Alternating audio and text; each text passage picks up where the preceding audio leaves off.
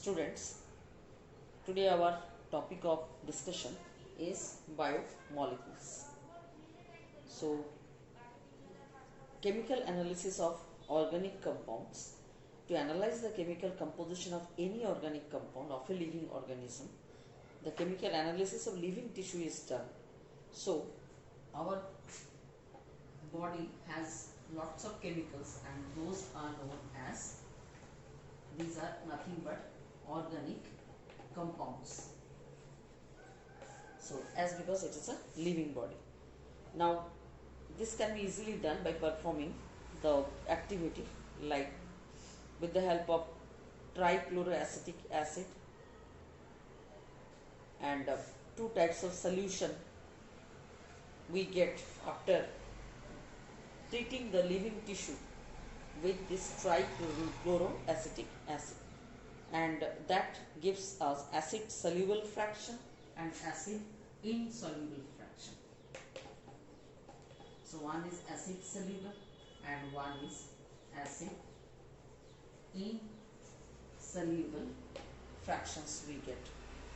Now the extract then subjected into numerous separation technique to get the different component, and those components are nothing but the like all carbon compounds that we get from these living tissues are called biomolecules. So after the analysis of chemical composition of an organic compound of a tissue, it is necessary to do the analysis of inorganic elements and compounds also, and that can be done like if you study the ash. So once we burn the living body, we get the ash, and ash is the remaining part of any living tissue which remains after burning of any organic compound. So inorganic components can be studied when we study analysis of ash is done. Then a small amount of living tissue is taken and then it is dried till the water evaporates, and that gives a dry weight, and then tissue is burned completely, will result in the formation of ash. And ash contains inorganic elements like potassium, sodium, calcium, magnesium. So this ash contains what? Potassium, sodium, calcium. Okay. So these are, magnesium is also there. Magnesium. So these elements are there in the ash. And the carbon compounds are oxidized to gaseous form, that is CO2 and water vapor, which are removed. So that means if we compare the organic compounds and if we see the inorganic components, then what are the elements that normally present in this living body? And that is hydrogen, carbon, oxygen, nitrogen, sulfur, sodium, calcium, magnesium and silicon. So these are the things present. Now let's come to the structure of micromolecules, that is carbohydrate. The first, the structure which is very important, that is carbohydrates. And these are the organic compounds made up of carbon, hydrogen and oxygen. So what are the major three elements present here? That is carbon, hydrogen and oxygen. And this is called as polyhydroxyaldehydes and ketones. And these are also commonly called as sugars. So the first common simplest sugar is monosaccharide. And monosaccharides is C1 to C7, that is monosaccharide.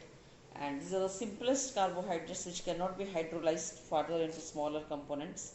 And monosaccharides are called reducing sugar. So these are called as reducing sugar. Monosaccharides are called reducing sugar because they have a free aldehyde and ketonic group. So what is that free aldehyde group? That is, this is free aldehyde group, or the ketone group is C. This is the ketone group, and this reduces the cupric ions of Benedict's and Fehling solution to cuprous ions. So that's why it is called the reducing sugar. So let's come to its examples of this reducing sugar. that is C1. When C1 is there, then we say it is C. Common formula is Cn H2n O n. So if it is C is 1, then we get CH2O, and that is nothing but CHOH, which is a formic acid. So in this way, C2 is there, then C3 is there, triose, and C2 is what? Acetic acid. If you see C2, then if you put this formula in this CnH2nOn, then we will get first C2, then H4 and O2. So this is commonly called as CH3COOH, and this is nothing but acetic acid. In this way, we can see other sugars composition also, and similarly ribose, that's a C5. So ribose, and how this ribose look? This is a ring arrangement. This is CH2OH, always it will end here, and C1, this is C2, this is C3, C4 and C5. See the carbon, and everywhere hydrogen is attached. So this is the ribose where C5H10O5. This is the ribose structure. Now if you come to glucose, glucose is a very famous monosaccharide. So whose structure is OH7. So here this is the sugar structure. This is also ending in CH2OH, and here this is the OC double bond O. It's an aldehyde or ketonic group is present, and everywhere HOH is there, right? So this is the glucose molecule whose formula is C6H12O6. C6H12O6 is the glucose molecule. So these are called monosaccharide. That these are reducing sugar. Now there are certain disaccharides. So disaccharides are, we also say, oligosaccharide. And here maltose, lactose and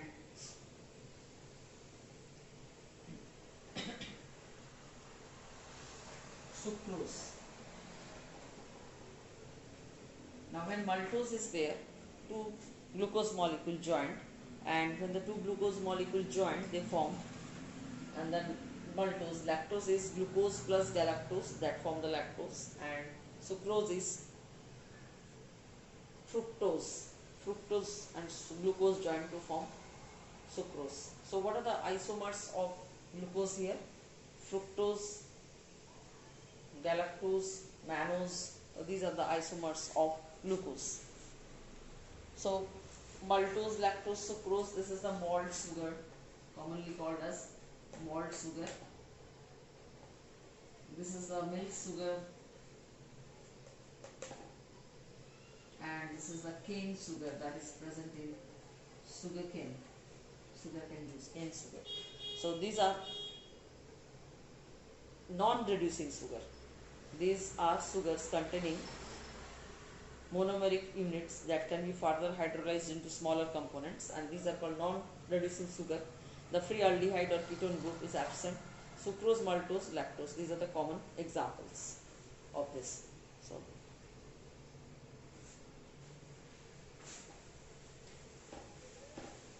next, the bond between this,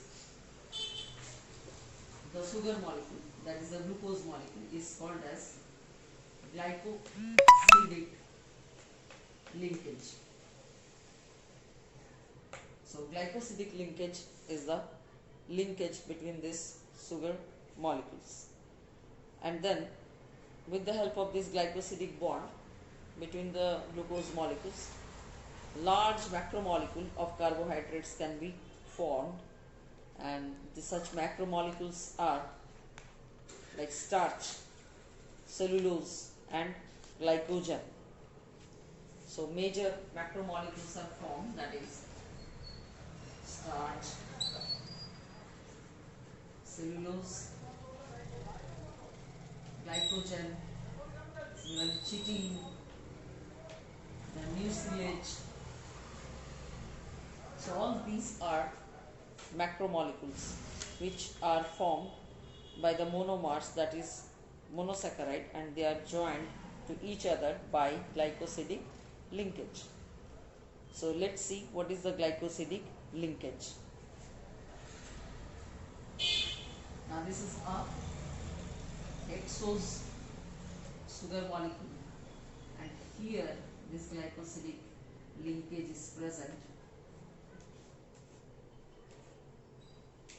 This the glycosidic linkage is shown between the 1, 2, 3, 4, 5, that is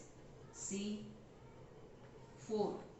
This is the 1 and this is the 4. C1, C2, C3, C4.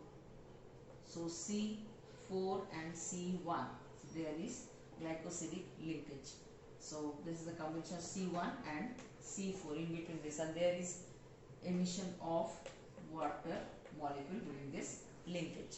So that's the glycosidic linkage which allow to join the monomers, that is glucose. So these polysaccharides are the set of macromolecules that are present in the acid soluble fraction. Polysaccharides are long chain of sugar. They are not sweet and insoluble in water. Polysaccharides chain is made up of reducing end and then non-reducing ends, and homopolysaccharides and heteropolysaccharides, two types of polysaccharides are there. Now homopolysaccharides, you will get cellulose, starch, glycogen, inulin, and heteropolysaccharides you will get chitin. And the function of polysaccharide, these are acting as a structural compounds in the cell wall of plants, certain fungi, and helps in anticoagulation and prevents blood clotting, like heparin, helps in lubrication and joints between bones. Then used in tissue culture, that is agar, acts as a reserve food material in plant like starch. So this is all about the structural aspects of carbohydrate. Go through NCERT. Thank you.